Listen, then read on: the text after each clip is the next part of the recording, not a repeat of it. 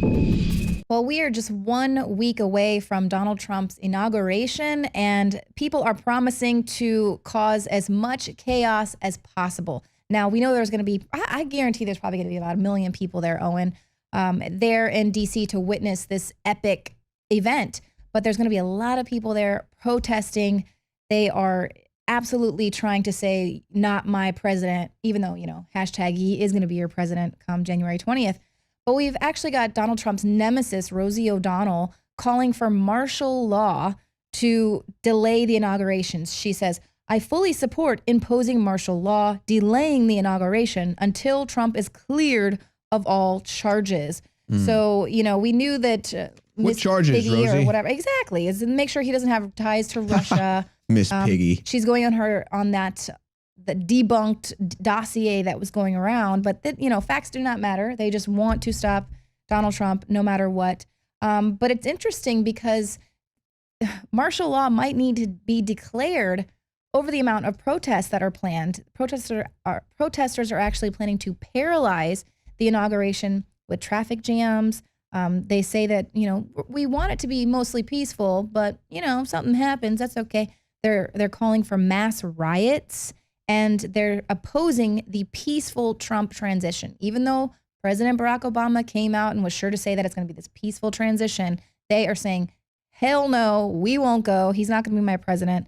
And, so just very interesting to see what happens there. You'll actually be at the inauguration. Well, and there's this, first of all, Rosie O'Donnell is completely out of her mind. Okay, so we'll just leave that there.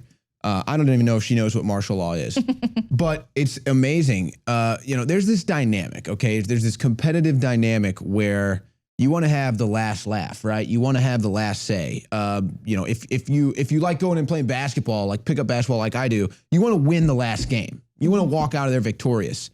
And this is like that last game. This is their last chance to try to win. They have lost every step of the way until the inauguration, so they will pull out all the stops to try to walk out of here victorious. Of course, there's nothing that they can do to actually stop the inauguration of Donald Trump. Now, they can disrupt it. They can riot. They can protest. I'm expecting to see, in fact, I'm expecting the unexpected. I don't even know what I'm going to see there, and we'll get into some of the stuff that we are expecting. But what you talked about here, how they're trying to create all of this chaos, create this madness, civil unrest.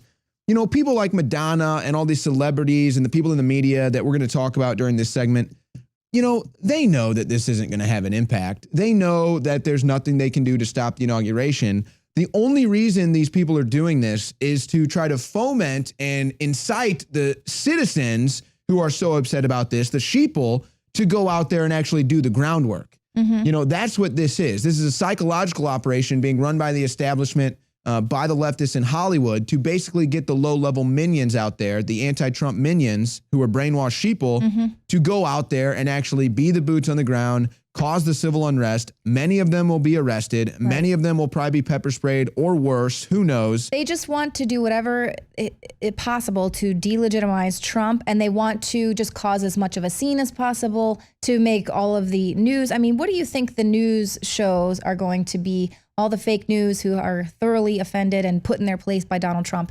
Do you think that they're going to be talking about how regal the first lady looks and how beautiful she is and what a wonder, Donald Trump's going to be the first poet in the White House, how they were just like basically saying President Obama was like hailing the second coming of Christ, was now taking office. Well, he's a good birth certificate forger. I'll give him that. They are going to be focusing on the rabid left and all of these violent protests. We'll see if they, if they're calling for martial law or if they're calling for the National Guard to come in, if they start burning down D.C. and where all of these D.C. establishment media elites live.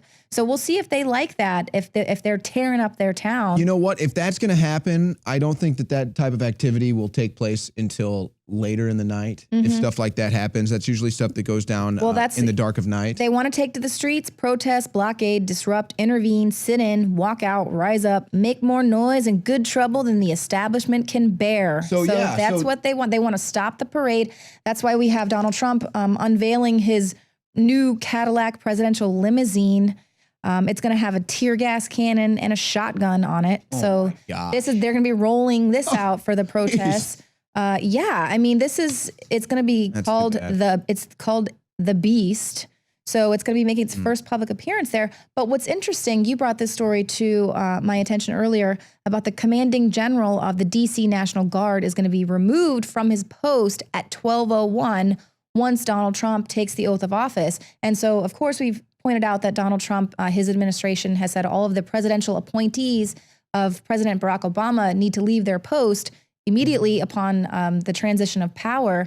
And so it's interesting with this DC National Guard, the commander general there is a presidential appointee. So he's been fully in charge of setting everything up for this inaugural parade and all of the safety concerns surrounding that. He'll send his guys out, but he's not going to be able to welcome them back once they're done for the day because he'll be gone. And they don't really have a plan for who is going to be replacing him. So I know you had kind of an interesting take of who's making this call. So this is what's interesting about this, because you actually reminded me about the appointments thing, and that explains why he's being removed. And this is a story from the Washington Post.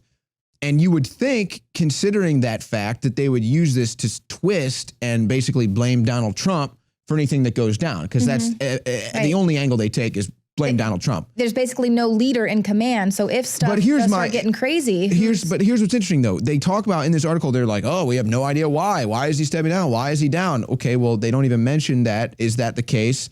It does not mention whether this is a Trump call or Obama call. We would assume, based on what Trump said, it's a Trump call. But the fact the Washington Post doesn't mention that is kind of a head scratcher. But it's interesting. First of all, let's talk about that a little bit, why that's a head scratcher. Because first of all, if President Obama was the one that, for instance, made this call and said, hey, I appointed you, so I want you to step down, that basically is going to set it up to where the National Guard there in D.C. has no leader in command to call them out to the streets if there is massive civil unrest. So my understanding is that they basically already have a plan in place. They've been working with the DC police and Secret Service and other top district officials to get this plan in place. And they already knew he was going to step down before time. So my guess is, well, then why? It's like, why is he saying, well, I have no idea what happened. I'm just a soldier, so I just take my orders and I do it. It's fine with me. And that's the head scratcher, especially considering they're not blaming this on Trump yet. Well, and it's also interesting because we have so many people calling for martial law and saying that they want President Obama to stay in until they can prove that, Trump doesn't have any Russia ties. It'll be interesting because if they do not have the DC National Guard commander, then there's not going to be anyone to follow through with the martial law and for the calling of martial law. There will be no again, though, I think it's almost like taking out the guy who could, he's under President Obama's appointment. I still feel like there's some sort of contingency plan for that. I would highly doubt that they would have themselves set up to be in that situation unless they wanted to try to sabotage Donald Trump in some way, shape, or form. But like you said, anything could happen. But thinking about this, actually, I just had this realization. If they're going to, because we know they're going to try to do everything, they might actually try to start this stuff the night of the deplorable, which is the night before the inauguration. Totally. Because that, and you don't want to hand people ideas or blueprints, but we talked about that earlier too. But I mean, that would actually probably be what would have to bring in a martial law type scenario. History shows you this type of protest and stuff isn't as effective during the day. It usually doesn't get violent during the day. It usually gets violence. The miscreants come out at night when they can hide in the cover of dark. And that's the thing is, there's going to be a lot of people that are going to be going to the deplorable protesters against the people at the deplorable, saying that they're, racist and all of these alt-right white supremacist groups. So everything from the media, everything from the celebrities to try to demonize Donald Trump, try to get these protests even, encourage more people. But I'll say this, Bikers for Trump have vowed to be there to protect all of the deplorables and to keep the crybaby leftists from inciting any violence or doing any damage. So how about that? Some volunteers for the Biker for Trump going to be helping Secret Service, DC Police, and the National Guard.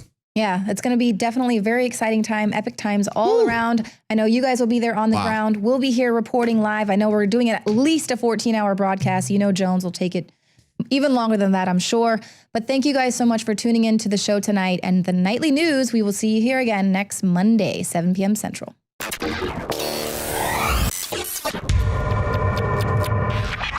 In case you haven't heard, Infowars has become the most influential media outlet in America. We're making freedom go viral. And now we are proud to announce a new weapon in the epic battle against the globalists. Infowars Prime, where you can watch live high-definition feeds of The Alex Jones Show, plus exclusive insider videos from the Infowars crew and behind-the-scenes action. Go to Infowars.com/app and download today. Infowars Prime is available right now for your iPhone or Android. You will have access to exclusive videos that you can't see anywhere else. And that means live coverage of events and breaking news on location as it happens. You can also take advantage of amazing deals from the Infowars store that are only available for Infowars Prime subscribers. That's Infowars Prime at Infowars.com/app. And if you can hear my voice, you are the resistance.